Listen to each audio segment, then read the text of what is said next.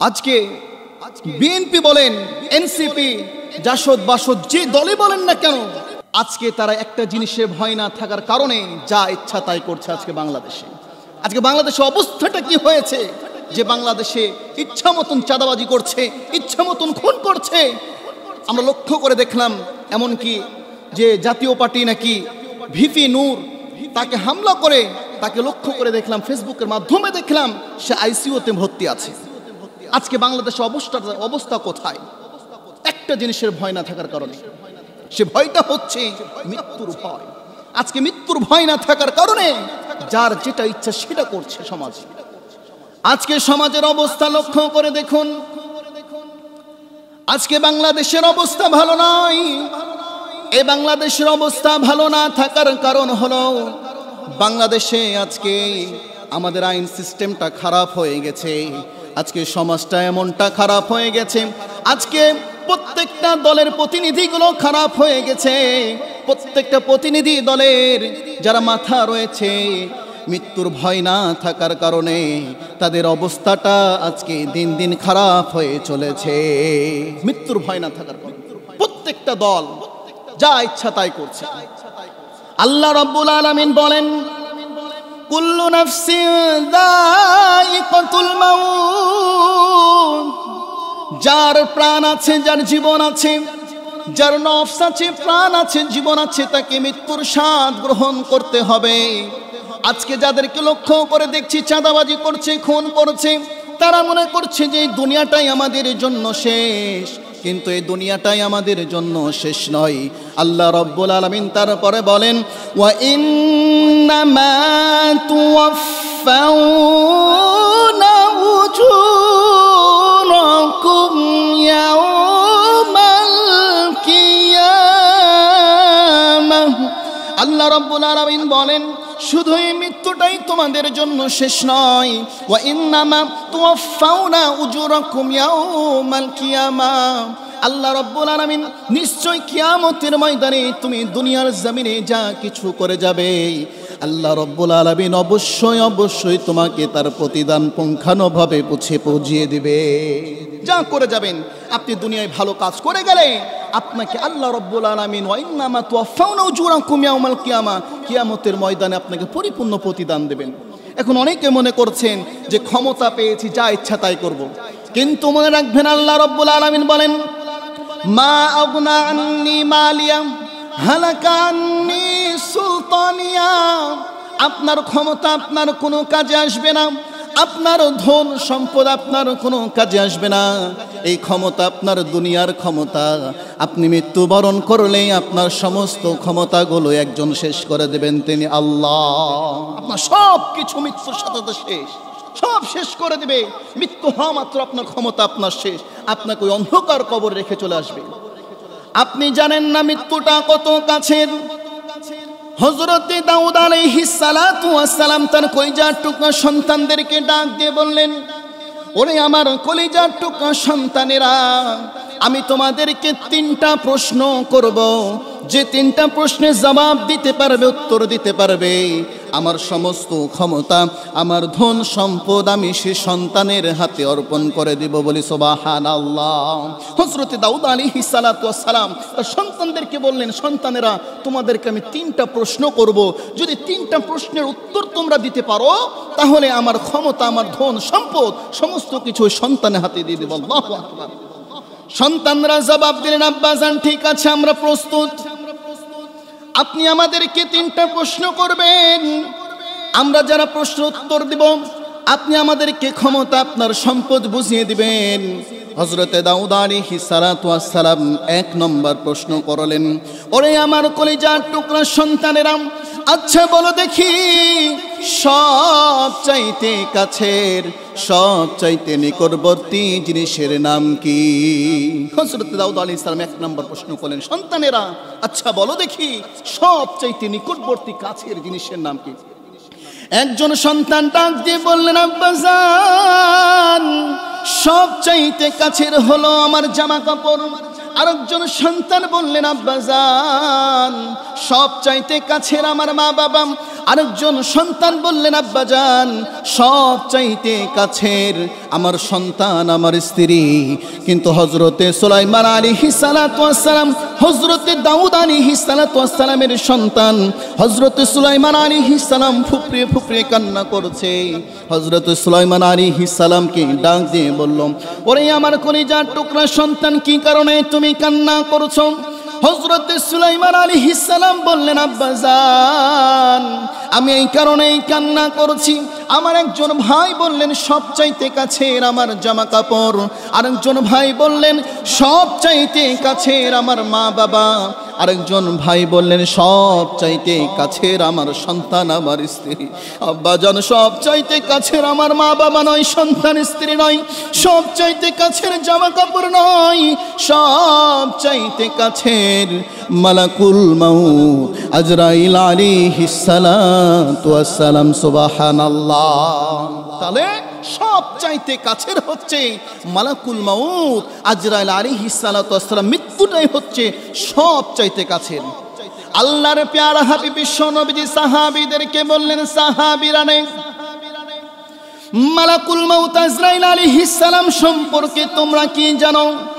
একজন সাহাবী বললেন, ইয়া রাসূলুল্লাহ ইয়া হাবিবাল্লাহ, আমরা মসজিদে বাড়ি থেকে মসজিদ পর্যন্ত এসেছি, আবার এই মসজিদ থেকে বাড়ি ফিরে যাব এর কোনো গ্যারান্টি নেই।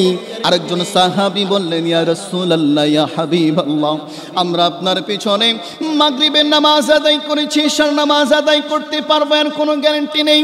আল্লাহর প্যারা হাবিব বিশ্ব নবীজি অঝোর নয়নে কান্না শুরু করে দিলেন। সাহাবীরা বললেন, ইয়া রাসূলুল্লাহ ইয়া হাবিবাল্লাহ, আপনি কি আমাদের কথায় কোনো কষ্ট পেলেন নাকি? আল্লাহর প্যারা হাবিব বিশ্ব নবীজি বললেন, সাহাবীরা রে আমি এই কারণেই কান্না করছি, তোমরা কত লম্বা লম্বা সময় দিলে মৃত্যু সম্পর্কে।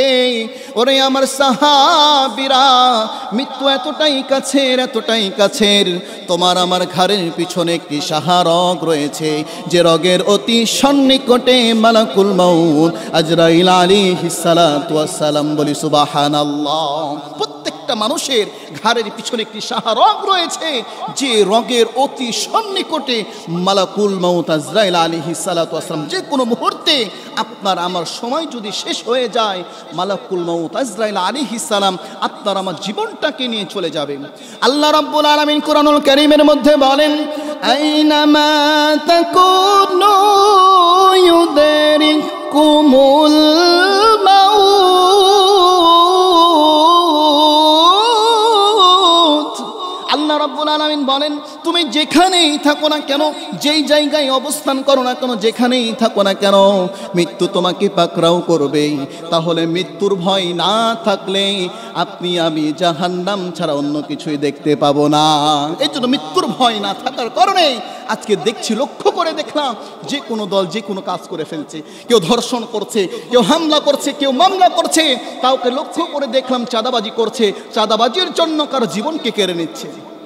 তাহলে এক নম্বর প্রশ্নের উত্তর যে সবচাইতে কাছের মৃত্যু। দুই নম্বর প্রশ্ন করলেন, ওরে আমার কলিজার টুকরা সন্তানের, আচ্ছা বলো দেখি সবচাইতে দূরের বাড়ির নাম কি? হযরতে দাউদ আলাইহিস সালাতু ওয়াস সালাম দুই নম্বর প্রশ্ন করলেন, সবচাইতে দূরের বাড়ি কোনটি? একজন সন্তান বললেন, আব্বাজান সবচাইতে দূরের বাড়ি হলো দামেস্কে। আরেকজন সন্তান বললেন, আব্বাজান সবচাইতে দূরের বাড়ি মিশরে। আরেকজন সন্তান বললেন, আব্বাজান সবচাইতে দূরের বাড়ি হলো বাংলাদেশে। এভাবে একজন সন্তান আরেকজন সন্তান বলতে থাকে। কিন্তু হযরতে সুলাইমান আলাইহিস সালাতু ওয়াস সালাম তিনি আবার অঝোর নয়নে কান্না শুরু করে দিলেন। হযরত সুলাইমান আলাইহিস সালামের কান্না দেখে হযরত সুলাইমান আলাইহিস সালামকে ডাক দিয়ে বলে, ওরে আমার কলিজার টুকরা সন্তান, কি কি কারণে তুমি কান্না করেছো? হযরতে সুলাইমান আলাইহিস সালাম ডাক দিয়ে বলে, আব্বাজান আমি এই কারণেই কান্না করছি। আমার একজন ভাই বললেন সবচাইতে দূরের বাড়ি দামেস্কে, আরেকজন সন্তান বললেন সবচাইতে দূরের বাড়ি বাংলাদেশে। আব্বাজান সবচাইতে দূরের বাড়ি বাংলাদেশে নয়, মিশর নয়, দামেস্কে নয়, সবচাইতে দূরের বাড়ি হলো আমাদের বাড়ির পাশে 3.5 হাত কবর। এই কবরের বাড়িটাই হচ্ছে সবচাইতে দূরের বাড়ি। বলি আল্লাহু আকবার। সবচাইতে দূরের বাড়ি কোথাও নয়, কোথাও যেতে হবে না, আপনার আমার বাড়ির পাশে রয়েছে 3.5 হাত কবর। এই 3.5 হাত কবরের নিচে আমাদের আসল বাড়ি। এই বাড়িটাই হচ্ছে সবচাইতে দূরের বাড়ি। কারণ এই কবরে আপনার আব্বাজান, আম্মাজান, দাদা দাদি কতদিন আগে বিদায় নিয়েছে? সে 20 বছর, 50 বছর, 100 বছর আগে বিদায় নিয়েছে। তাও আপনি জানেন না আপনার মা বাবা কি অবস্থায় কবরের মধ্যে রয়েছে। আল্লাহর প্যারা হাবিব বিশ্ব নবীজি বললেন, আল কবর রাউযাতুম মিন রিয়াদিল জান্নাহ আও হুফরাতুম মিন হুফারিন নার।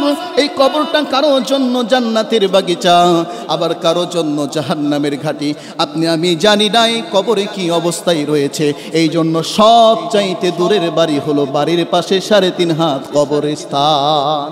এই কবরের বাড়িটা হচ্ছে সবচাইতে দূরের বাড়ি। 3 নম্বর প্রশ্ন করলেন কলিজার টুকরা সন্তানেরা, আচ্ছা বলো দেখি সবচাইতে সস্তা জিনিসের নাম কি? যখন হযরতে দাউদ আলাইহিস সালাতু ওয়াস সালাম 3 নম্বর প্রশ্ন ছুড়ে দিলেন, সবচাইতে সস্তা জিনিসের নাম কি? একজন সন্তান বললেন, আব্বাজান সবচাইতে সস্তা হচ্ছে আমাদের জামা কাপড়। আরেকজন সন্তান বললেন, আব্বাজান সবচাইতে সস্তা হচ্ছে অমুক জিনিস। এভাবে সন্তানগুলো বলতে থাকলেন। কিন্তু হযরতে সুলাইমান আলাইহিস সালাতু ওয়াস সালাম আবারও অঝর নয়নে কান্না করছে, আবার কান্না করছে। সবচাইতে সস্তা। একজন ভাই বললেন সবচাইতে সস্তা জামা কাপড় অমুক জিনিস। কিন্তু আব্বাজান সবচাইতে সস্তা হচ্ছে আমরা মানুষ, আমাদের এই দেহটাই হচ্ছে সবচাইতে সস্তা। সবচাইতে সস্তা আমরা মানুষ। কেন? মৃত্যুবরণ করলে একটা দিনের জন্য আপনার কলিজার টুকরা প্রিয়তমা সন্তান থেকে শুরু করে প্রিয়তমা স্ত্রী আপনাকে একটা দিনের জন্য আপনাকে ঘরের মধ্যে রাখে না। আপনি করে গেছেন 10 তলা বিল্ডিং, অনেক সুন্দর রাজপ্রাসাদ সাজিয়ে গিয়েছেন, কিন্তু আপনি যখন মৃত্যুবরণ করেন আপনার সন্তানগুলো আপনাকে একটা রাতের জন্য আপনাকে নিয়ে ঘুমায় না, সাথে সাথে মৃত্যুর কিছুক্ষণের মধ্যে আপনাকে সে কবরস্থানে রেখে চলে আসে। এই জন্য ভাই সবচাইতে সস্তা আমাদের এই দেহটা। এই দেহটা এতটাই সস্তা যে এই দেহটার কোনো মূল্য নয়, মৃত্যুবরণ করলে শেষ। আমি লক্ষ্য করে দেখলাম সোশ্যাল মিডিয়ায় যে বাবার লাশ বৃষ্টি হচ্ছে, এই খাটিয়ার উপরে শুইয়ে রেখে একটা টিন উপরে বা একটা পলিথিন দিয়ে রেখে দিয়েছে। এই হচ্ছে আমাদের জীবন। ঘর থেকে বের করে দেয়, যখনই মৃত্যুবরণ করবেন, মৃত্যু হয়ে যাবে, আপনাকে ঘর থেকে বের করে দেবে। এই জন্য আমরা লক্ষ্য করে দেখলাম যে বিএনপি বলেন, এনসিপি বলেন, যত দল রয়েছে এই দলের মধ্যে মৃত্যুর ভয়টা নাই। যে মৃত্যুর ভয় না থাকার কারণে ক্ষমতার লালসায় বিভিন্ন ধরনের অপকর্ম করছে, চাঁদাবাজি করছে, খুন করছে। আজকে লক্ষ্য করে দেখলাম ধর্ষণের মামলাও বেড়ে গেছে। আমরা লক্ষ্য করে দেখলাম যে ভিপি নুরের উপরও হামলা হয়েছে, সে আইসিইউতে রয়েছে। আল্লাহ পাক তাকে সুস্থতা দান করুক, আমরা তার জন্য দোয়া করছি।